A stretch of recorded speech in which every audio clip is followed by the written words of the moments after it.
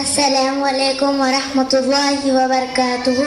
గౌరవనీయులైన ప్రధాన ఉపాధ్యాయులకు మరియు ఇక్కడకు వచ్చిన ఉపాధ్యాయులందరికీ నా వందనములు.